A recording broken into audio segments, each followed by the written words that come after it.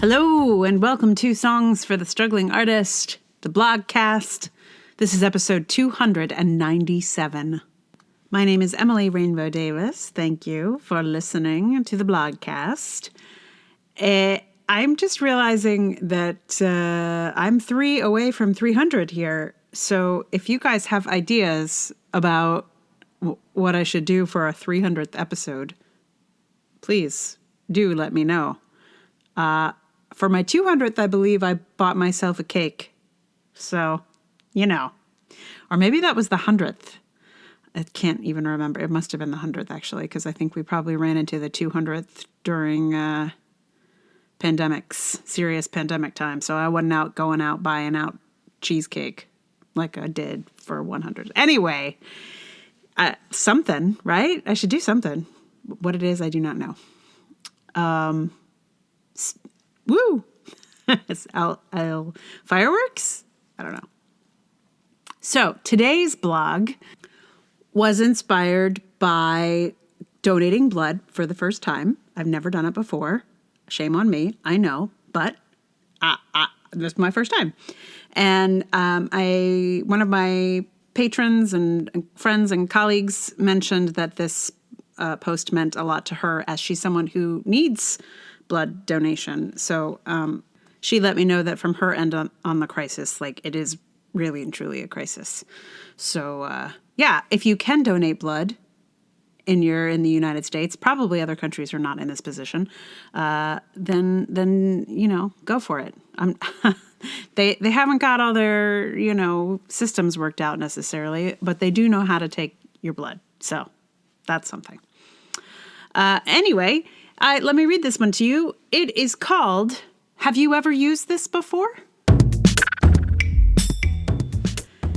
There's a great Thai restaurant in my neighborhood where we would always get the same thing, the Sukhothai soup with wide ribbon noodles. They used to, before they brought the soup, bring out a little caddie with various toppings, a bottle of fish sauce, and a container of peanuts. And every time, they'd say, with exactly the same tone and phrasing, "Have you ever used this before?" We'd say yes, and proceeded to enjoy the soup with the confidence that we were approaching the condiments appropriately. That restaurant was built for newcomers. While we found it amusing to be asked the same question every time we went, it was somehow a comforting tradition. Anyone new there would feel just as welcome as those of us who'd been going for years. The "Have you ever used this before" framework ensures that everyone is welcome. I can't remember the moment, really, but I know the first time we went there, we hadn't used it before, and so got some useful instruction on what choices were before us. That restaurant made us feel welcome and cared for from the start.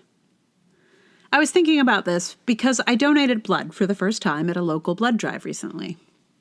I knew absolutely nothing about what was going to happen, how it worked, what the place was, where I was supposed to go, and it was clear that this team of people were not accustomed to welcoming newcomers. The experience seemed to run smoothly for those in the know, but for me, despite reporting to absolutely everyone I saw that it was my first time, no one took the extra time to, explain the fish sauce, as it were. I could feel how unusual it was for a newcomer to find their way into this atmosphere. A fact I found strange, given that blood drives need an ever-renewing crop of donors to keep supplies up. And the thing is, they are not keeping supplies up.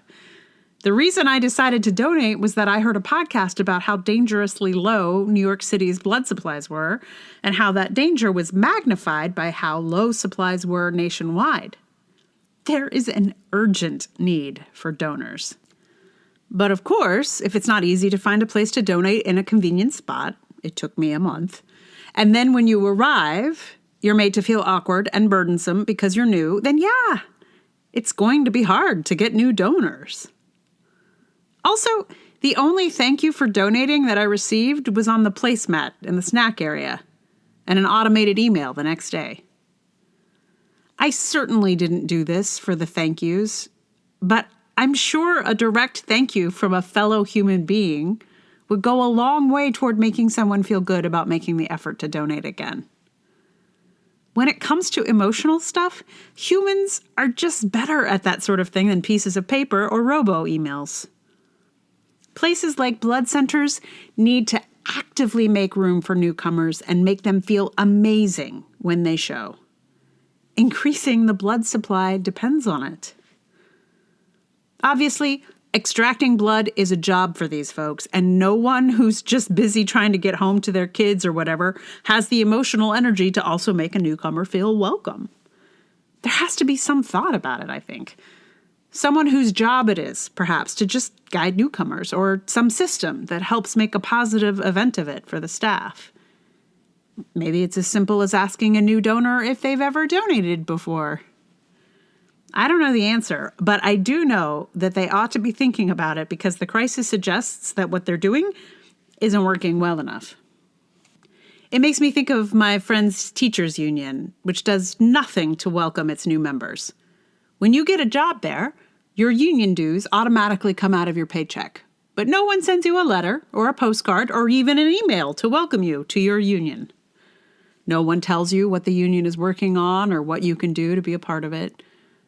I know this not just because of my friends' stories, but because on the occasions when I've been briefly contracted to teach a class in this system, I've paid those union dues too, but never had a stitch of contact with the union itself. A union is also an organization that would benefit from making newcomers feel welcome. The more people are invested in a union, the more powerful that union becomes. Leaving it up to folks to find out on their own when the meetings are and motivate themselves to attend or be part of union actions means the union never achieves its full power. There is no one to ask them if they've ever used this before, and as a result, they don't use any of the tools, flavors available to them. This is important for the arts as well. There are theaters or concert halls or museums that you can go to that welcome newcomers, and ones that make you feel like an outsider until you've gone there enough to feel like an insider. There are places that may not explicitly ask you if you've ever been there before, but the process of going inside is such that you know everyone is welcome. Those are the places with staff to greet you, or signs to guide you, or even architecture to help direct you to the right place. Some arts institutions work to welcome new visitors, and some institutions design their venues and experiences to feel exclusive. Most do the latter. But even though I've been going to cultural events all of my life, I am always grateful to be welcomed as if I'd never gone inside such a building before. In feeling cared for myself, I know others are being cared for and welcomed, and that makes me feel more welcome as well. Having facilitated the process of a lot of young people's first trip to a theater, I have seen what an impact those opening moments can have. And kids will report back not so much about the show they saw, but how they were treated when they arrived. Many have told me that they felt like everyone was worried they were going to rob the place when they came inside. It is a far cry from feeling cared for and welcomed. I would love for arts organizations to learn to be as good as my local Thai restaurant at making everyone feel welcome. It can be as simple as asking, "Have you ever been here before? Have you ever used this before?" So there's no place to really explain this in the post, but the Thai restaurant that used to ask, "Have you ever used this before?" doesn't ask, "Have you ever used this before?" anymore, in my experience, because they don't give out the condiments like they used to. I think it's for COVID reasons. I think they stopped doing it to avoid, having a bunch of grubby customers touching their condiments, is my guess. But I don't know. They don't do it anymore. It's very sad. I miss it. But also, we started ordering different food from there. They got this curry soup that is so good, and it unbelievably took over the Sukhothai in my affections. So you never know. But I really do. And also maybe I just miss them saying, "Have you ever used this before?" We would just say it to ourselves when we would get takeout from there because we missed it. But the framework is still good, even if the inspiration no longer uses it. Maybe they'll return, when things are finally back to a kind of normal. Maybe they will bring back the stuff and ask people if they've used it before again. Maybe that'll be the sign that it's over. It's when they return to distributing condiments and asking if we've used it before. Fingers crossed. So aside from the newcomer problem, the giving the blood was not such a big deal.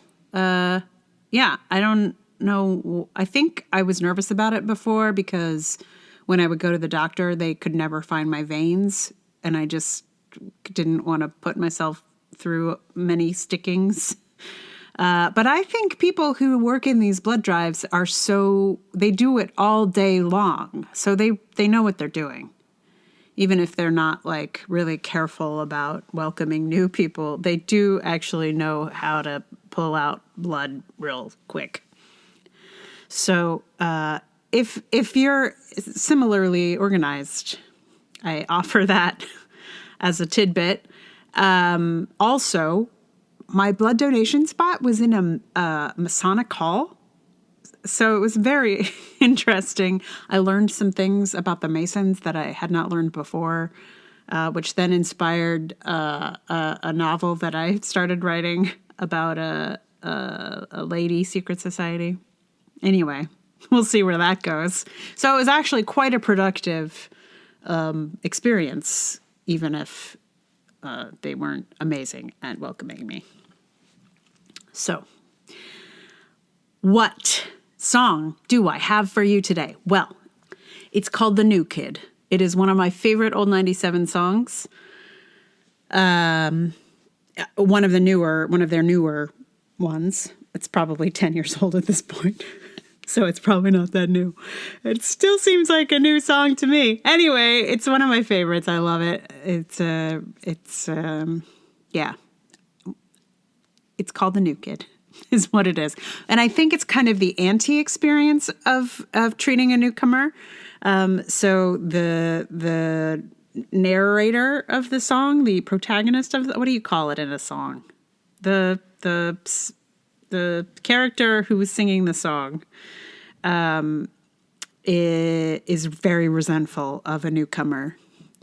And I feel like that is, of course, the opposite approach that one should take with someone who is new. So this is the counterpoint, perhaps, to the newcomer. So I will play that for you in a moment. Meanwhile, thank you so much for listening. If you like the podcast, please tell someone about it. Share it on the social medias, like, review, subscribe, all of the things. If you would like to support it, that would be amazing. Patreon.com/Emily R. Davis. There's also PayPal and Ko-fi. All those links are in the show notes. You could also help support my audio drama podcast. We are in the process of casting that right now and fundraising for it, obviously. And the link to that is also in the show notes. Thank you. So, without further ado, I give to you Old 97's The New Kid on guitar. Yeah, I know. It's been a while. But here it is on guitar. The New Kid.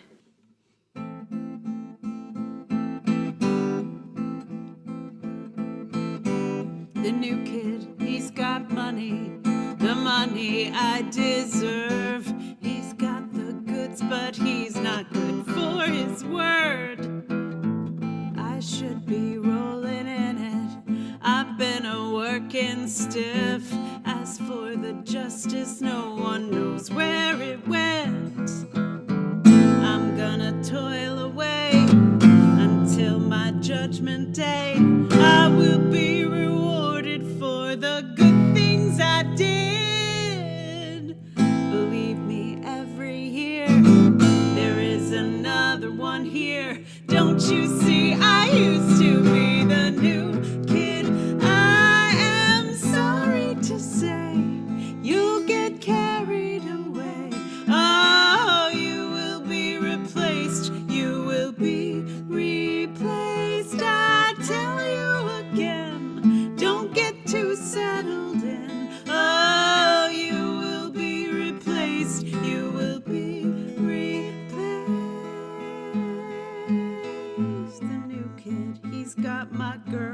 the girl I used to have. He's got the looks you know, but not from his dad. I should be kissing that girl. We should be so in love. There is no justice, there's just dark stars above. I'm gonna toil away until my judgment day. I will be rewarded for the good things I did. Believe me, every year there is another one here. Don't you see, I used to be the new kid. I am sorry to say you get